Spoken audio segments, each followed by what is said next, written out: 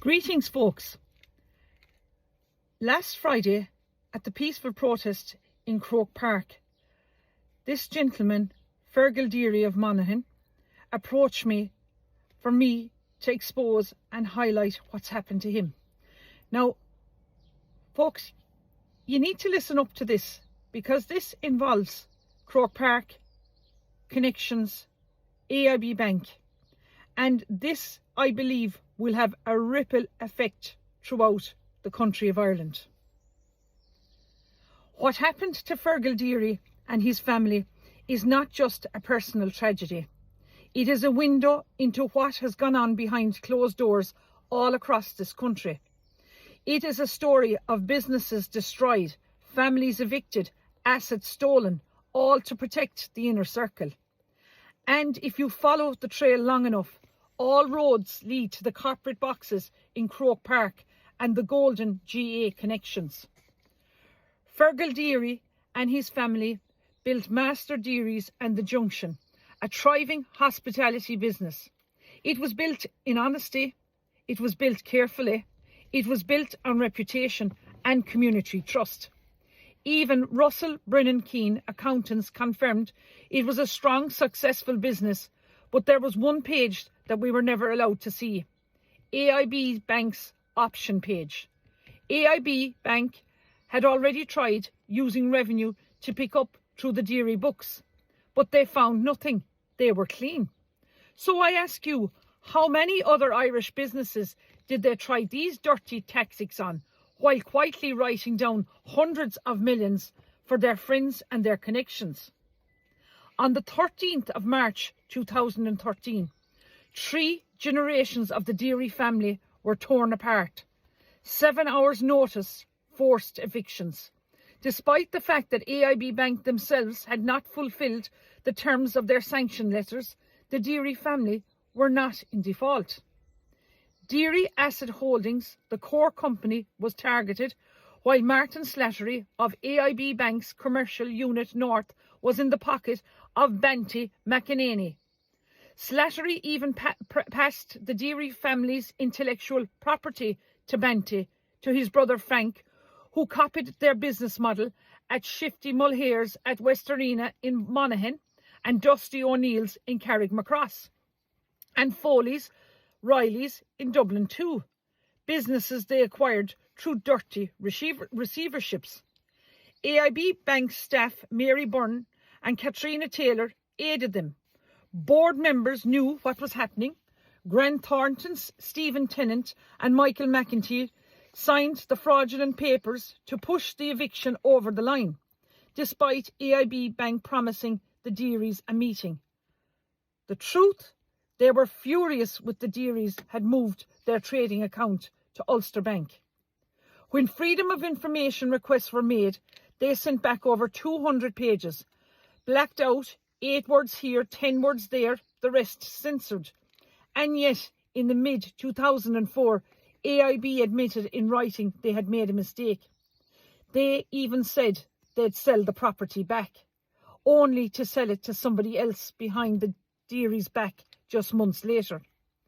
Tony Morrissey of Morrissey's Auctioneer and Jim Stanford of Stanford Friel drove this shady sale process for AIB Bank, for Grant Thornton, for Banty, for Frank McEnany.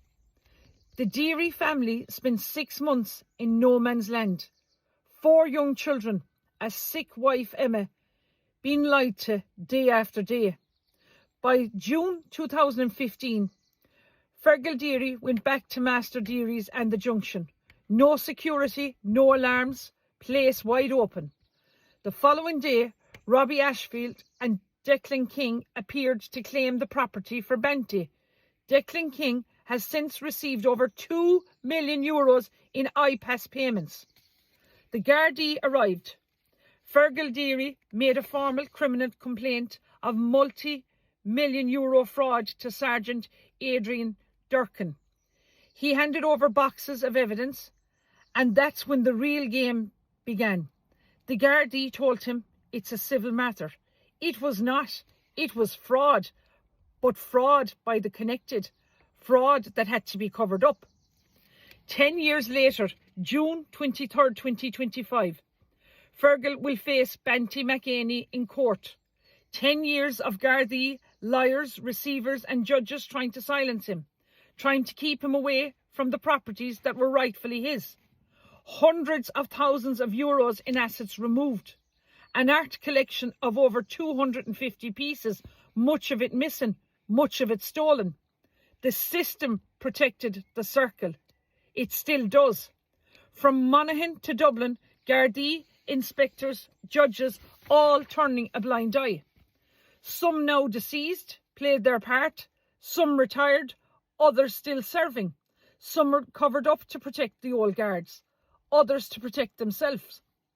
On May 31st, 2021, around 5 a.m, Fergal Deery was dragged out of Master Deary's by Gardaí and mass security.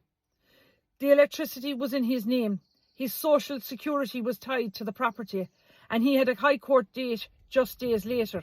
They didn't care. They fired him into Cloverhill prison. No fixed address, no rights. All on the back of fraudulent paperwork signed by Active 8's Kieran Maron and his wife Orla. Active 8 now turns over €70 million a year and partners with SSE Airtricity, a company that has been told in detail what's going on. Fergal Deery has been jailed 8 times over 10 years on the back of these lies. Mary, telling a mother of 8, stood by him through every trial, ready to speak the truth. Liars, solicitors, barristers, some twisted the facts, some buried evidence. A damaged lock blown up into over 10,000 euros in charges sheets, false charges, false imprisonment, fabricated crimes to protect the protected. Judges Senna Ellen and Riona Reynolds had locked up Fergal indefinitely starting from December 2020.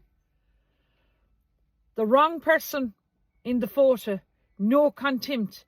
He had resigned from the company. They knew 115 days in prison until the governor himself stepped in and released him from prison. Fergal Deery has wrote to them all, President Michael D. Higgins, Micheál Martin, Simon Harris, Charlie Flanagan, Heather Humphreys, Helen McEntee, Matty McGrath, Michael Fitzmaurice, Regina Doherty, all contacted. Some met with him, some phoned him, some replied, but none of them stopped it. The question is now simple. How many more Fergal Deerys are out there? How many businesses, families and lives have been crushed to protect the inner circle? This isn't about just one man's fight. It's about the Ireland that's been hidden from us. The Ireland that plays 2 sets of rules. The Ireland where connections trump justice. Fergal Deery stood up. He exposed the rot. And for 10 years, they've been trying to break him. But here's the one thing. You can only try this hard to silence someone who's telling the truth. Look, what we've seen over the last few days in Ballymena, the violence, the hatred, the fear, it's not who we are, and it's not who we want to be. For 4 nights, the streets of Ballymena have been filled with anger, stoneworks, fireworks, petrol bombs, hurled at the very people sworn to protect us. 41 officers injured, 15 arrests, but the real wounds are deeper than the bruises. The real damage is to the fabric of that community that holds us all together. Let's not forget why this has happened. A young girl, a child, allegedly assaulted in Ballymena. That child, already traumatised, now forced to watch her community burn in her name.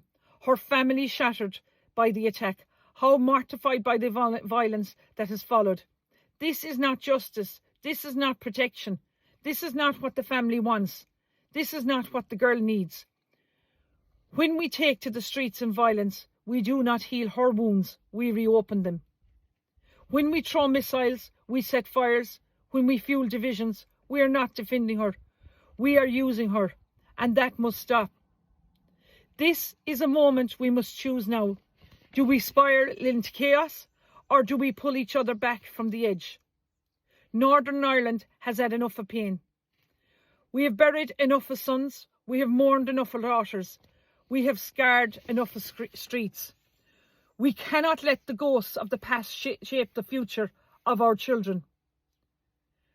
We can build more walls. We can build bridges. But we must nurture hope. We can teach our children that we will not accept the harm that's been done to them. We have come so far in this island. Too many have fought to build peace in Northern Ireland. Let's not tear it down. Let's stand shoulder to shoulder, north and south. Let us choose courage over chaos. Let us protect the vulnerable, lift each other up, and be the generation that turns away from violence once and for all.